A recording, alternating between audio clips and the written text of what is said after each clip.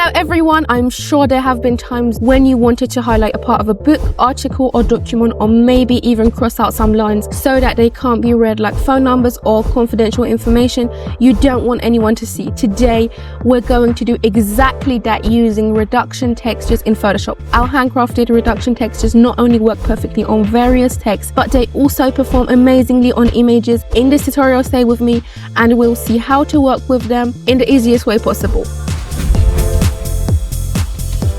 You're watching another video on your own channel, Resource Boy. I'm Miri and it's my pleasure to be here with you again for a simple and very practical tutorial. All right, let's get started with reduction textures. First, download the free reduction textures from Resource Boy using the link in the description. There are over 200 textures with very high quality, all handcrafted and scanned with one of the best scanners in the world, so we don't lose any quality here. They have transparent backgrounds which make it easy for you to drag and drop them into your work and instantly see the result. Here I've already created an image, written some text, and now I want to test the reduction textures on it. It's very simple. Watch. I'll drag this texture onto the image, and just like that, you can see how it easily hides the text. For example, if I don't want a certain part of the text to be visible, I can use this texture to cover it.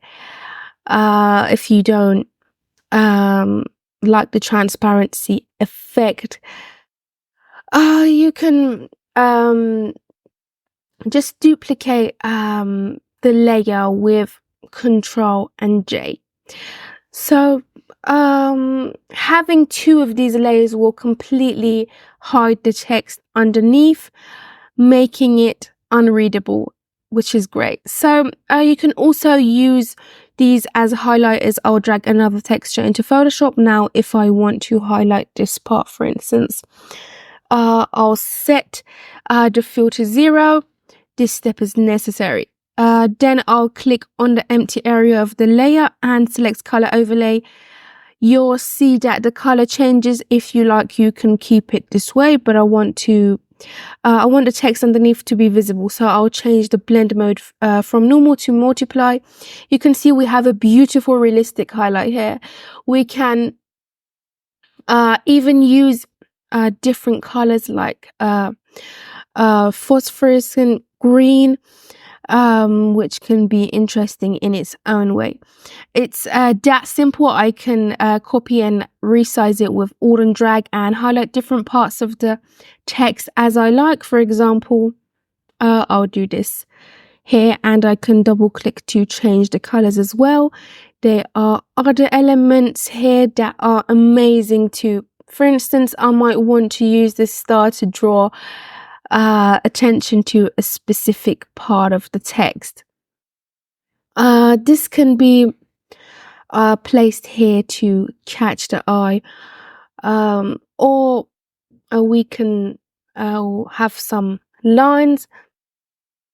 Let me drag one over,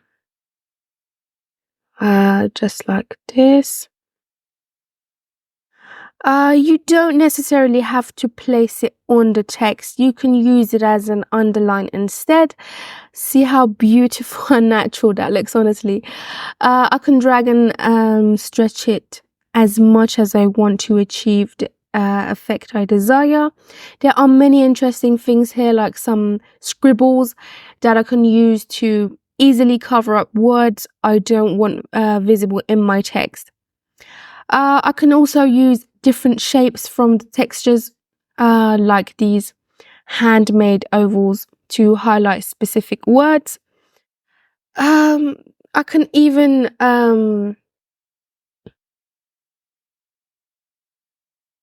so let me just first of all, I'll place this right here to show this specific word right here.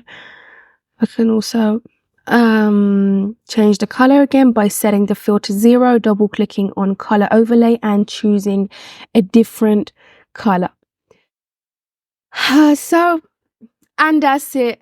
You can do many different things by using these scribble textures, which is honestly truly amazing.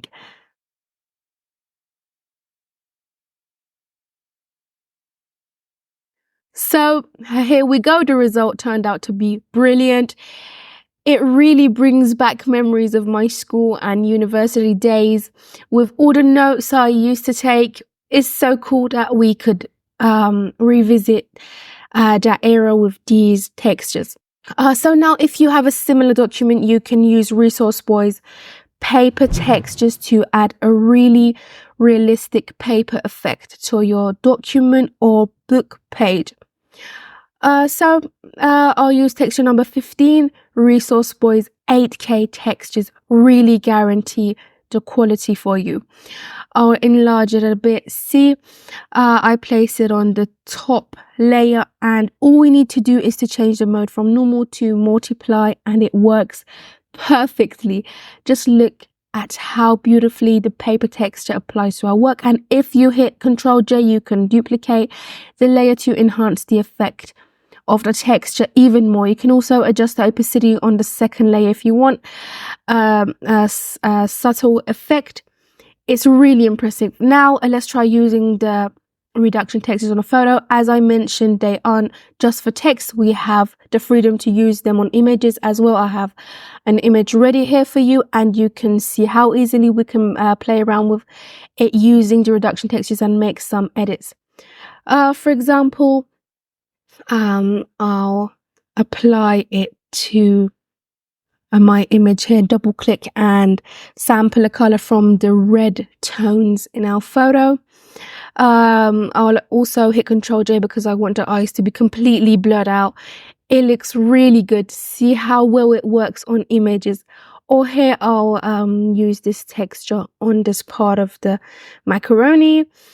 Double click and sample the color from the macaroni, creating a really interesting and fancy effect. Finally, let's bring one of these circles here. I think it looks good in this spot. So let me just rotate it a little. I'll double click and change its color to white or something similar.